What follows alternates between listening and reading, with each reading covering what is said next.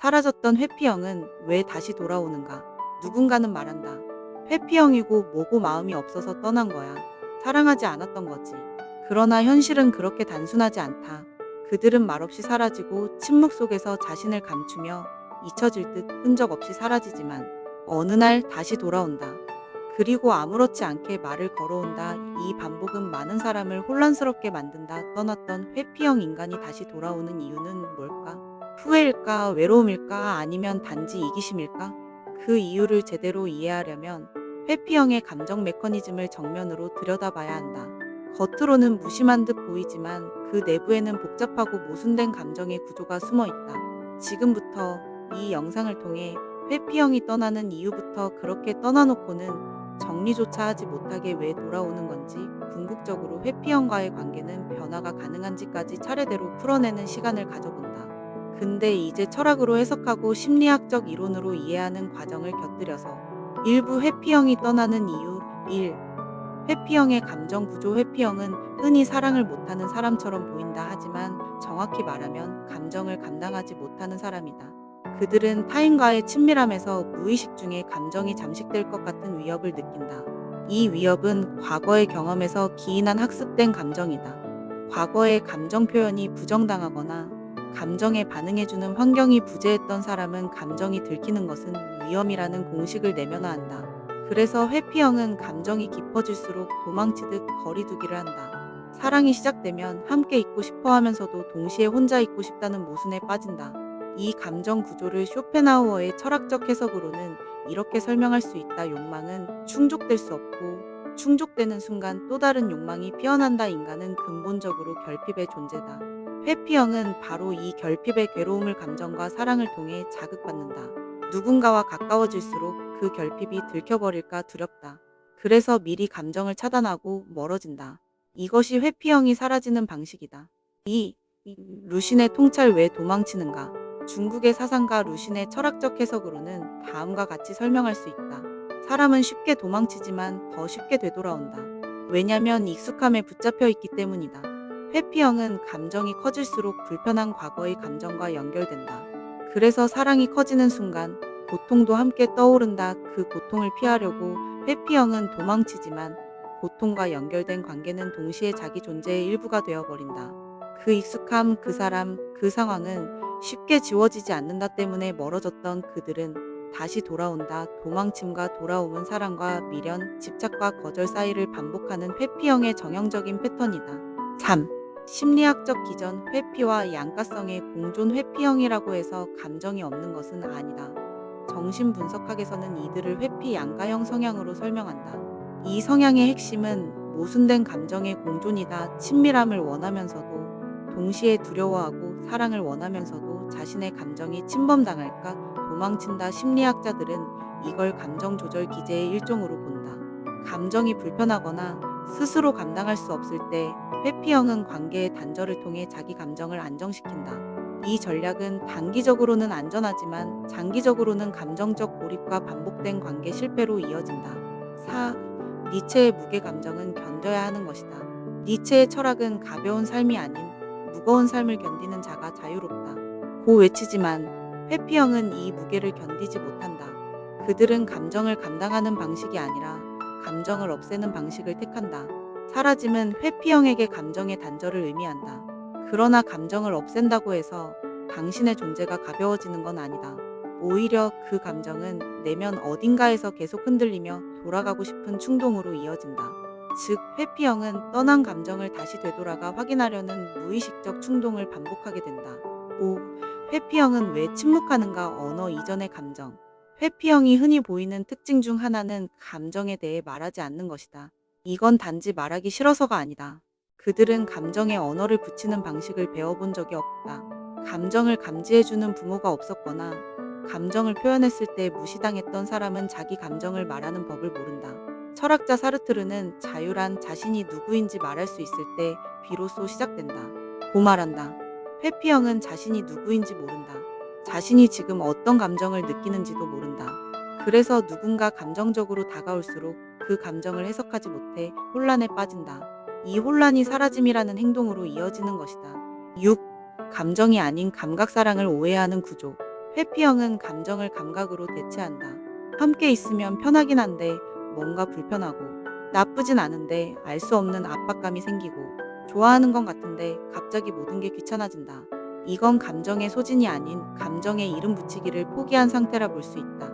그리고 그 상태는 그들은 사랑이 아니라 사랑이라는 감각을 해석하지 못해 그 감정을 없애버리는 선택을 하는 것으로 이어진다. 그러나 이 억압된 감정은 시간이 지나면 다시 떠오른다. 그리움이라는 이름으로, 미련이라는 감각으로. 2부. 그래서 회피형은 왜 다시 돌아오는가? 떠난다는 건 정말 끝이라는 뜻일까? 말도 없이, 설명도 없이, 이별의 이유를 구체적으로 설명하지도 않고, 상대방이 어떤 감정을 느끼는지조차 확인하지 않은 채 그저 조용히 멀어진다. 하지만 그렇게 사라진 그들이 시간이 지난 뒤에 돌아오는 경우는 결코 드문 일이 아니다. 2부에서는 그들은 왜 떠났던 관계를 다시 찾는 것인지 파헤쳐 본다. 1. 니체의 영원액이 반복되는 선택의 시험. 니체가 말한 영원액이는 단순히 같은 일이 반복된다는 뜻이 아니다. 그는 묻는다. 지금 이 삶을 똑같이 무한히 반복해서 살아야 한다면 당신은 그 삶을 긍정할 수 있겠는가? 즉, 영원액이는 삶을 반복한다고 가정했을 때 그 반복을 기꺼이 받아들일 수 있는가라는 실존적 시험이다. 회피형에게 이 질문을 던져보자. 그들은 떠나고 공허해지고 다시 돌아오는 패턴을 끊임없이 반복한다. 하지만 그 반복을 긍정하지는 못한다. 떠날 땐 자유를 얻었다고 착각하지만 고요 속에서 미련과 결핍이 다시 고개를 든다. 회피형이 감정을 회피하는 습관을 끊지 못하는 한 떠남 회복 미련 복귀의 루프를 반복하게 된다. 니체가 말한 영원회귀는 삶을 긍정하는 강자의 태도다. 그러나 회피형의 영원회귀는 삶을 긍정하지 못한 채 결핍 속에서 무의식적으로 반복되는 패턴일 뿐이다. 2. 익숙함에 중독. 루신의 경고. 루신의 철학은 말한다. 사람은 쉽게 도망치지만 익숙함에 붙잡혀 더 쉽게 돌아온다고. 회피형이 돌아오는 이유는 단순한 후회나 사랑 때문이 아니다. 익숙함에 대한 중독이다. 그 익숙함은 단지 사람만이 아니다.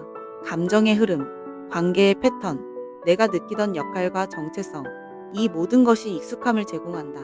회피형은 감정적으로 단절되었어도 익숙했던 관계의 구조는 여전히 자신의 내면의 정서적 안전지대로 남아있다. 그래서 다시 돌아온다. 사랑을 주기 위해서가 아니라 나를 회복하기 위해. 3. 심리학 재접근 루프. 심리학에서는 회피형의 복귀 패턴을 레이 어프로치 루프 혹은 디스커넥션 리인트리 사이클로 설명한다. 회피형은 처음엔 감정이 버거워져서 단절을 택하고 관계가 끝난 후엔 평온함을 얻지만 시간이 지나면 미련이나 정서적 허기 혹은 내가 어떤 존재였나를 확인하려는 정체성 회복 욕구로 인해 돌아오게 된다. 이건 사랑의 복귀가 아니라 정서적 재확인이다. 상대가 그리운 게 아니라 그 관계 속에서 내가 어떤 사람이었는지를 다시 체험하고 싶어지는 것이다. 그래서 돌아온다. 하지만 진짜 변화되었을까? 4. 감정이 변한 게 아니라 감정이 익숙해진 것. 회피형은 돌아왔을 때 이렇게 말한다. 생각해보니까 네가 그립더라. 그때는 몰랐는데 지금은 알 것 같아. 하지만 이 말이 감정의 변화에서 비롯된 건 아닐 수 있다. 대부분의 경우 그 감정은 변한 것이 아니라 익숙해진 것이다. 그 익숙함이 불편을 견딜 만하게 만들고 그 불편함 위에 그리움이 더 씌워진다. 쇼펜하우어의 철학은 인간은 욕망으로 살며 충족되지 못한 욕망은 기억 속에서 변형되어 더 강한 환상이 된다. 고 말한다. 회피형의 감정 복귀는 바로 그 환상의 욕망이다. 떠났던 관계가 더 아름다웠던 것처럼 왜곡되고 그래서 한 번 더를 선택하게 된다. 5. 감정의 부메랑. 던졌던 감정은 돌아온다. 감정은 억누를 수는 있어도 없애진 못한다. 회피형은 감정을 던져버리는 방식으로 문제를 피하지만 그 감정은 돌아온다. 훨씬 더 복잡한 모양으로, 자신도 이해할 수 없는 방식으로. 문득 듣게 된 음악, 길거리에서 본 비슷한 사람, SNS에 뜬 알고리즘 등 감정은 작은 자극을 타고 부메랑처럼 되돌아온다. 그때 회피형은 그 감정이 진짜 사랑이라고 착각할 수도 있다. 하지만 그건 사랑이 아니라 억눌렀던 감정의 잔재다. 6. 돌아온다는 건 준비됐다는 뜻일까? 회피형이 돌아왔을 때 많은 사람은 이번엔 다를까를 기대한다. 하지만 중요한 건 그들이 떠날 때와 무엇이 달라졌는가다. 감정을 직면할 준비가 되었는가? 감정을 언어로 표현할 수 있는가? 상대와 함께 머물 의지가 생겼는가? 이 세 가지 중 하나라도 없다면 돌아온다는 사실은 그저 또 한 번의 루프 시작일 수 있다. 회피형은 감정을 도구화할 때가 많다. 사랑이 아니라 감정의 안전지대로 관계를 선택한다. 스피노자의 철학은 감정은 이해될 때 자유로워진다. 고 외친다. 감정을 회피하는 사람은 결코 감정을 이해하지 않는다. 그래서 자유로울 수 없다. 그리고 반복한다. 7. 진짜 물어야 할 질문. 그들이 돌아왔을 때 우리가 스스로에게 던져야 할 질문은 하나다. 이번엔 이 반복을 끝낼 수 있을까? 그 사람이 돌아온 것보다 중요한 건 그 사람은 달라졌는가? 그리고 나 역시 같은 자리에 멈춰 있지는 않은가다. 돌아옴은 늘 설렌다.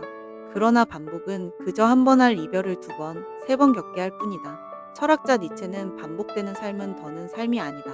라고 말한다. 3부 회피형과의 관계는 변화 가능한가? 1. 감정을 느끼지만 표현하지 않는 사람들. 회피형은 감정이 없다? 그건 아니다. 심리학자 수잔 존스는 회피형을 감정적으로 문맹인 사람들이라 말한다. 감정을 분명히 느끼지만 그것을 언어로 표현하거나 해석하거나 조절하는 능력이 훈련되지 않았다는 의미다. 철학자 마르틴 부버는 진짜 관계를 나와 너 관계라고 설명했다. 즉, 대상화된 관계가 아니라 주체와 주체로 서로를 직면하는 관계. 회피형은 상대방을 너로서 마주하지 않는다. 감정이 다가올 때 그 감정을 준 타인을 감정의 방아쇠로 간주하고 피한다. 그러나 그 회피는 결국 자기 감정과의 분리다. 회피형은 감정과 관계의 연결고리를 끊어 그 자체로 자립하려 한다. 2. 감정 언어의 빈곤은 파국을 부른다. 많은 회피형은 이렇게 말한다. 뭐가 문제인지 모르겠어. 나는 그냥 이렇게 살아왔어. 그들에게는 갈등도 사랑도 고통도 명확한 언어가 없다. 이는 곧 정서적 혼란 상황에서 문제를 인식하고 해결하는 루트가 없다는 것이다. 철학자 비트겐슈타인은 말한다. 내 언어의 한계는 내 세계의 한계라고. 감정 언어가 없는 회피형은 사랑의 세계 자체가 제한된 채 살아간다. 그리고 그 안에서 상대방은 철저히 혼자가 된다. 3. 관계의 변화는 가능한가?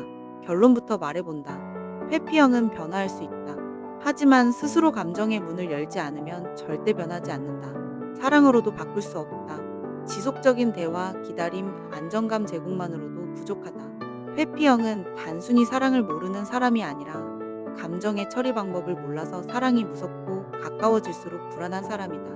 그래서 변화는 감정을 언어로 인식하는 훈련과 감정을 나누는 것이 안전하다는 경험, 자신이 떠나지 않아도 괜찮다는 심리적 확신, 이 세 가지가 쌓여야만 가능하다. 4. 변화보다 더 중요한 질문. 나는 왜 이 관계에 머무는가? 회피형과의 관계에서 반드시 물어야 할 것이 있다. 나는 왜 계속 이 사람 곁에 있는가? 이 질문을 피해온 사람일수록 더 깊이 빠져든다. 불안형이라면 사랑받고 싶다는 욕망 때문에, 양가형이라면 확신과 거절 사이에서의 롤러코스터 감정 때문에, 자존감이 낮다면 버림받아 마땅하다는 믿음을 증명하려고. 철학자 칼 융은 말했다. 당신의 무의식이 삶을 이끌게 두면 결국 그것은 운명이라 불리게 된다. 지금의 관계가 계속 고통스럽다면 그건 운명이 아니라 무의식의 선택이다. 누군가를 바꾸는 것보다 스스로가 머무르는 이유를 아는 것이 먼저다. 5. 선택의 순간. 루프에 머무를 것인가?